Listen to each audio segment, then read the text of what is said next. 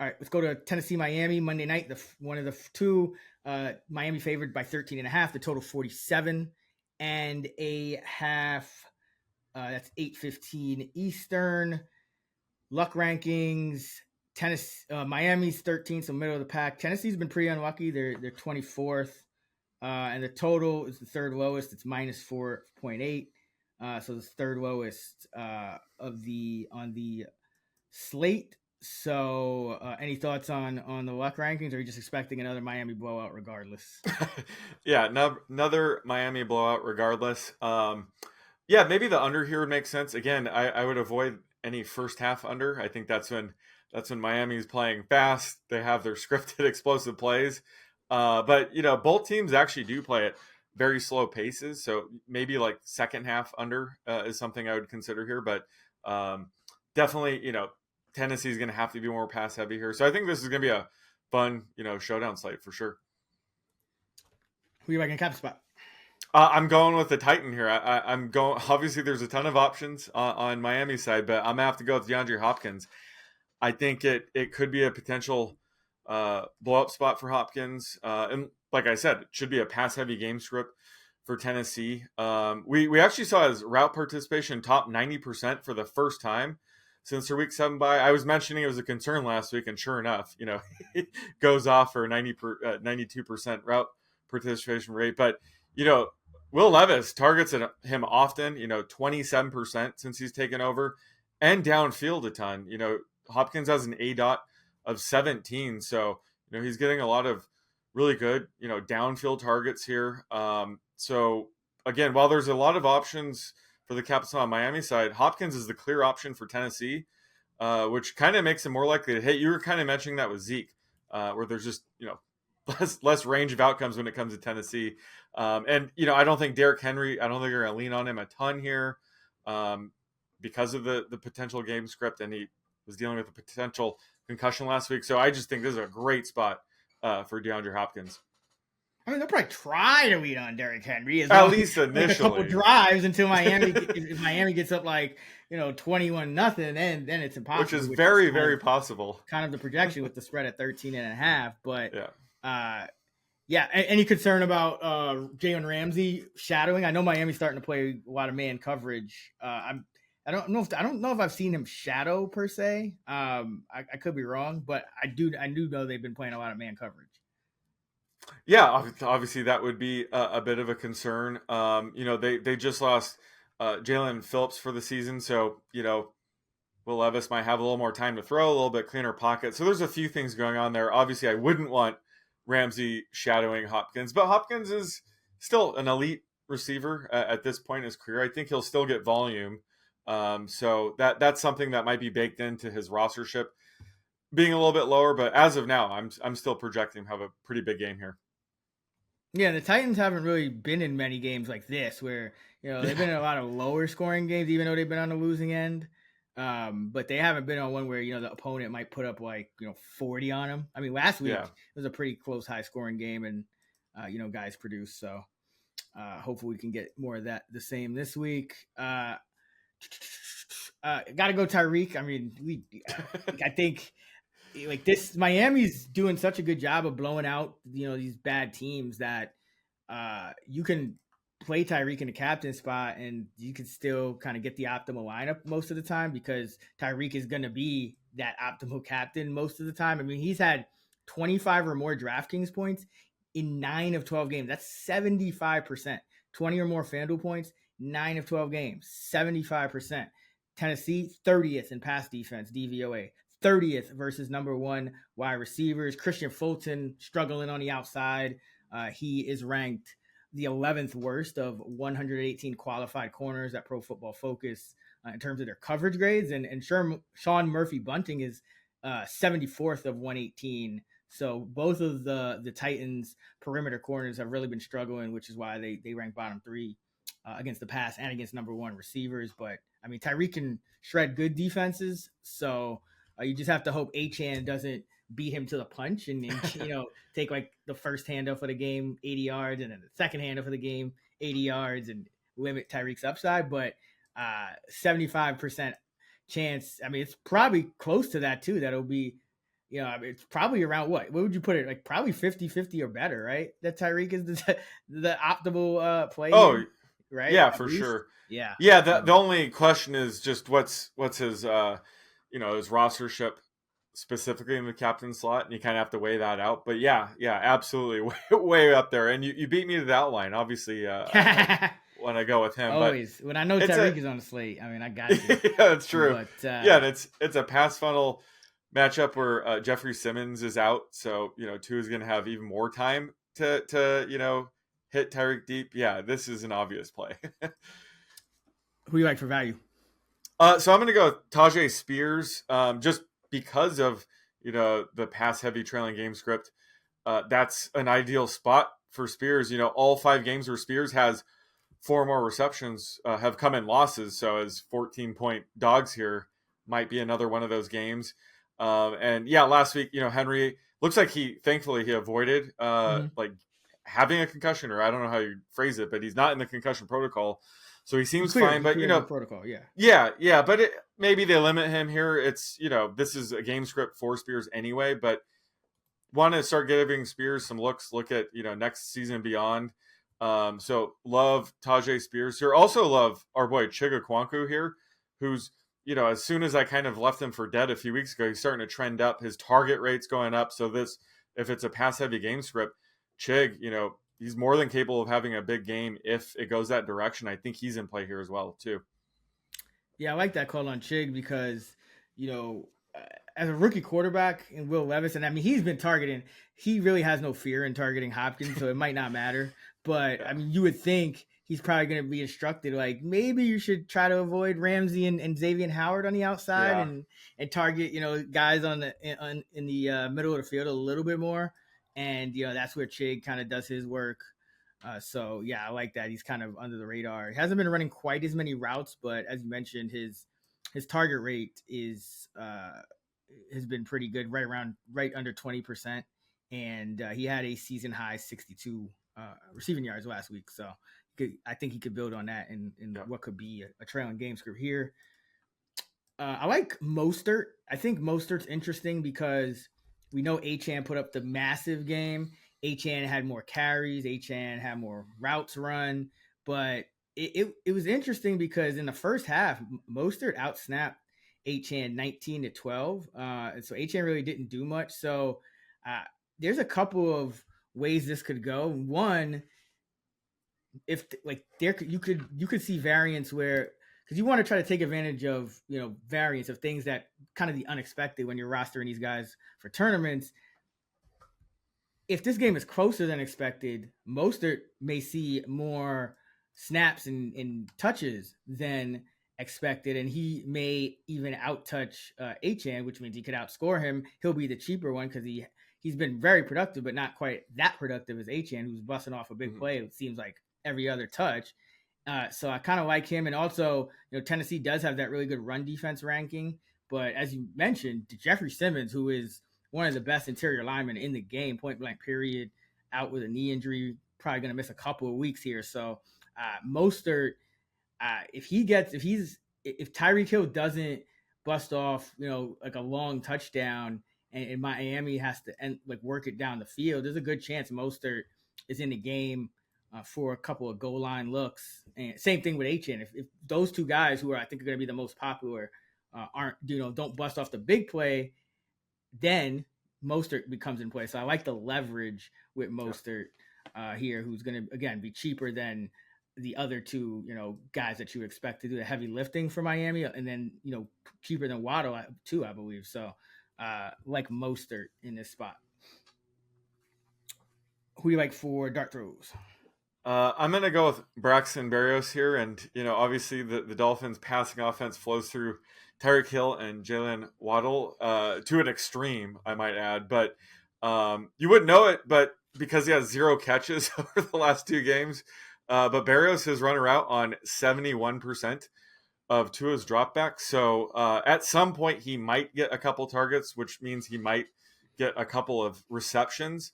So I mean, he's probably overlooked enough here to have a few flyers on Barrios here, and he's nice leverage against Tyreek and Waddle. Not that you necessarily want to do that, but just on a single game slate like this, I think it does make sense. If Tennessee sells out to try to stop, Tyreek and Waddle, I don't know if they can do that. Barrios could, have a few catches here, and that would be more than enough to like be needed to take down the showdown slate. So I think on the Dolphins side, I was looking way down there, but I think Barrios makes some sense here. Yeah, I mean he's on the field with Tua. That McDaniel offense schemed. So at any point, like same thing with a guy like Durham Smythe. At some point, he's gonna catch a touchdown or two just because defenses are. It's just gonna kind of catch him off guard. So I've noticed, Barrios' route participation is trending up. Another guy whose route participation is trending up, Nick Westbrook-Akine. Kyle Phillips has been the slot receiver and kind of splitting time with Westbrook-Akine. He was his playing time has been going down, and he was actually a healthy inactive last game. So either way, Phillips may be active this week, but Westbrook-Akine tends to run around at least 50% of the dropbacks and 90% last game. Miami plays man coverage at a top 5 rate. Westbrook-Akine second on the Titans in receiving yards against man coverage, according to PFF, and he also leads the team in average depth to target against man coverage at just under 17. So he does have some big play upside, and if Tennessee is trailing late in the game and it's like kind of garbage time, I think Westbrook-Akine is kind of in that perfect spot where he'll play a lot of the snaps with the starters, but he probably wouldn't be pulled in a garbage time situation either. So he's kind of got the best of both worlds going. The matchup is decent. I think you always want to target. Well, now that Ramsey's here, the slot, the middle of the field, Kader Kohu's the slot corner. He's allowed 29 of 32 completions in the slot, a passer rating of just over 115, according to PFF. So I think there's a little bit of a matchup edge for Levis to target him in the slot. And he has a 20-plus yard catch in 5 of his 12 games played this year. So he does have some big play upside, has 3 touchdowns on the year. So I think he's a guy who could benefit if Tennessee has to be more pass heavy than normal, especially late in the game.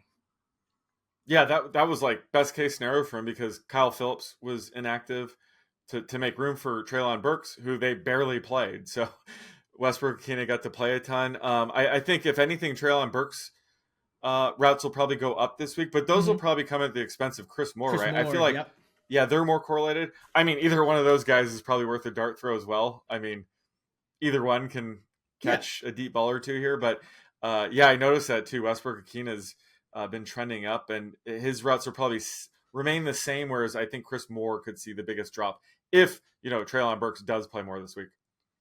Yeah, I guess they were easing him in. I mean, Moore's been playing well, so maybe he jumped. I mean, Burks. It's not like Burks has really shown as much as probably they would have liked, but I would expect Burks routes to go up. But I still like Westbrook-Akine. Yeah, I mean, even Phillips if he's active, just because I do want to, like you said, Chig. I do want to target this Miami team like away from the perimeter, if possible. And usually Westbrook-Akine, Phillips are the guys that play more inside, and more it's more of like your deep what do you call it, wind sprint runner on the outside, the Demarcus Robinson role.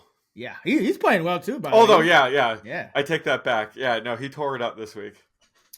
Okay, let's and one more I'll mention. I think the Miami defense is in play here. I mean, you got a situation where Will Levis may have to drop back more than he ever has in any NFL game, and so mistakes could be made. He had 39 dropback. He had 39 attempts against Tampa and Pittsburgh. He threw a pick and got sacked 4 times in each of those games. And in his last game against the Colts, he fumbled 3 times. So and got sacked 6 times. So I do think this Miami team with the potential to put up 30 plus, 40 plus even.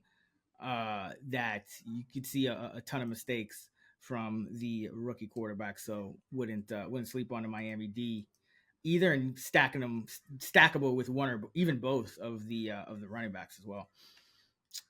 Okay, let's go to the Monday night game. The second Monday night game, I should say. Giants hosting the Packers. Giants underdogs by 6.5 at MetLife. The total is 37. Luck rankings have the Giants. Giants have been the 7th luckiest. Packers have been 17th, so middle of the pack. And the luck total is plus 4.1, so pointing over. These teams have been scoring a little bit under expectation. That's the third highest total of week 15. Any thoughts on those? Or Yeah, the over would kind of make sense here with just Jordan Love playing at a high level. Yeah.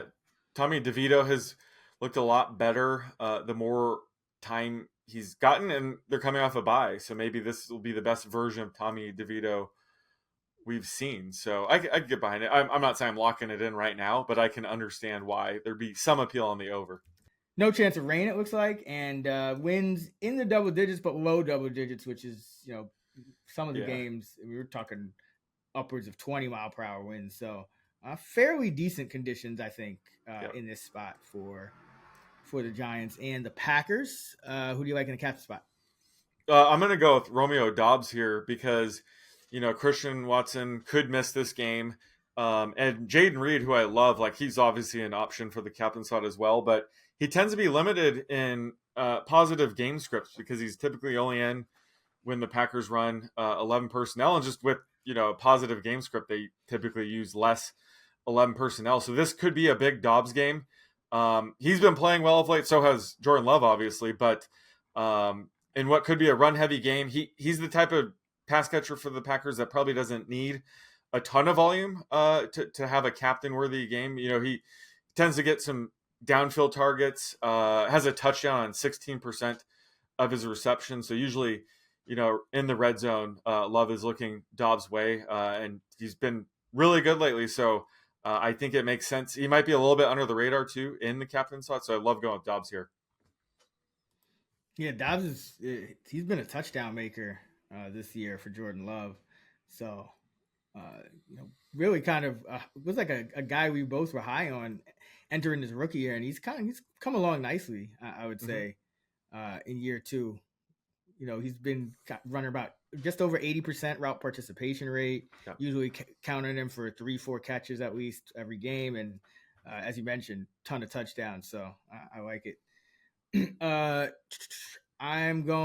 like Jordan Love himself in the captain spot because, like you said, I think, Packers, favorites by almost a touchdown. I think, people might say, oh, this it's a little game script might be a little too positive, but we've seen this Packer team, they tend to play in some close games. I mean, a lot of one-score games, even, the Pittsburgh 4 straight games they played have been one-score games, and 6 of the last 8 games they played have been one-score games. So this Giant team, coming off a bye, I don't think they'll just roll over here. So I like Jordan Love. The Giants like to play man coverage, played at a top 10 rate, so that could open some running lanes for Love. He's also got a 103 rating this year against man coverage with a 9.3% touchdown rate per FTN, 75 rating against zone with just a 2.4% touchdown rate. So, the Giants won it every week in, week out, because they blitz so much. And Love has also been good against the blitz. So like the matchup for him. And he's been averaging 286.5 passing yards, 15 rushing yards. So over 300 total yards over his last 4 games with 2.5 touchdowns and just a half a pick per game over those last 4. So he's playing well. I think he's improving week by week. It would not be great if Christian Watson were to miss, but I think he's got enough weapons. Dontavian Wicks is another guy who I'll talk about in a bit, but he's playing well. You mentioned Jaden Reed, Romeo Doubs.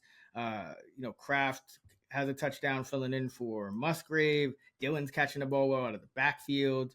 So I like Jordan Love in this spot. And I think that the way he spreads the ball around, especially if Watson's out, the way he spreads the ball around, he may end up being that high scorer for this game. So like Love in this spot.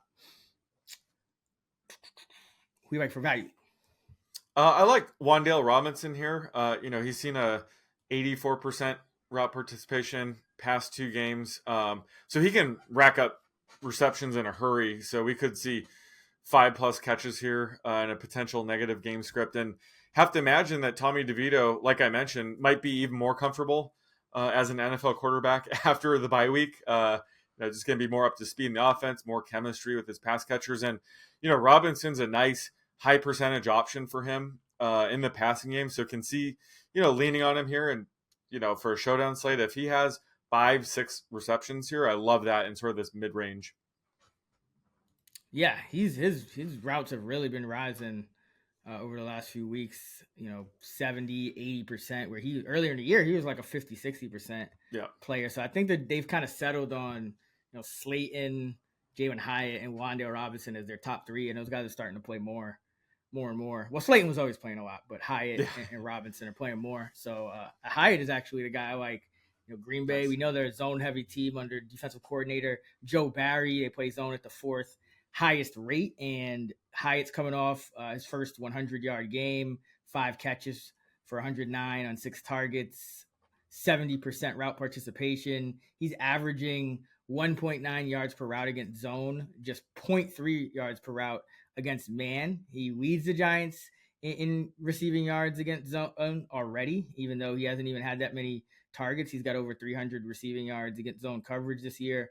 And he leads the Giants in average up the target versus zone coverage. His ADOT versus zone is 28.3. No one else on the team is higher than 8.8. So against a zone-heavy team, this is pretty intriguing. I mean, DeVito obviously has to have time, and he tends to get sacked a ton. But when he does get time, I do think he'll throw it up to Hyatt because, I mean, you got nothing to lose at this point. You just need to kind of see how the rookie's developing, and coming off a bye, always a situation where I love to target a rookie. I wish he hadn't broken out before the bye because this then would have made the spot even better. But perfect matchup for him against a zone-heavy Packer defense. But the bye might help. People might have already forgotten about his massive 109-yard game. Yeah, but then they're going to be looking for like guys to play on the Giants, and they're like, okay. I mean, after Saquon Barkley, it's like it's Wandale. And I guess you can kind of make a case for any of them, for all 3 of the top receivers. But who do you like for dart throws? I like Malik Heath only if Christian Watson is ruled out. So this is a potential play if Watson's ruled out. I think Wicks will certainly get the biggest boost in terms of playing time, but Heath could be under the radar as he should also see an increase in snaps, like, probably 20, 30% routes run rate if we're lucky. But he has seen a ridiculous Tyreek Hill, like 32% target rate this year. It seems like whenever he's on the field, Love looks his way. Now, if he gets an increase in playing time, obviously I would expect that to take a hit. I expect that to take a hit anyway, but it just goes to show that he's pretty solid route runner. He does get open. Defenses tend to just ignore him when he's on the field. So, he could easily get 2 to 3 receptions if he sees, like I said, a 20 to 30% routes run rate. Not asking for much here, but he's definitely an option, again, if Christian Watson is ruled out here. Yeah, that's a good call. Yeah, 32% target rate. The only thing that's been holding him back is he's been limited to 10 to 15% snap rate on passing downs, but that could rise if Christian Watson's ruled out. And you kind of hit on it. Dontayvion Wicks is the guy I like because he is another guy that could see an increase if Watson's ruled out. But even if he's not, Wicks last 4 games, Watson's been in the lineup. Wicks has averaged 58.5 yards per game over the last 4, 3.3 receptions, 4.3 targets, 43% route participation rate. And with Watson out earlier this year, those 3 games Watson missed, Wicks' route participation rate jumped to 64%. So he's playing on essentially 2/3 of the pass snaps. So for a guy that's already, averaging close to 60 yards a game, playing not even half the snaps, he has major upside if he gets even a little bit of an increase. And he did see a season high in targets with 6, and his only touchdown came both in games without Christian Watson. So he obviously gets a boost there, but I think he's a better play if Watson is in, because I think that lowers his rostership. I think he's going to be obviously very chalky if Watson's ruled out. So I would probably roll with your Heath play if Watson were ruled out. I think Heath would be the better play. If Watson's in, then Heath might not play enough. Then I think Wicks is the better play. No, I think that's a great plan. If Watson's in, Wicks. If Watson's out, Heath. Yep. In terms of like dart throws. All right, that is going to do it for our night shift episode on the Fantasy Flex for week 14. For more fantasy content from Sean and I, be sure to check out our full NFL player projections episode that's out right now over on the Action Network podcast channel. And our fantasy preview episode is right here on the Fantasy Flex podcast channel, actionnetwork.com, for all of our NFL fantasy and betting content, fantasylabs.com for our DFS tools and models. Don't forget to join the Action Network Discord server, link in the episode description. And you can find Sean on X at @_oddsmaker. I'm at Chris Raybon, and we're at those same handles on the free, award-winning Action Network app. Until next time, let's get this money.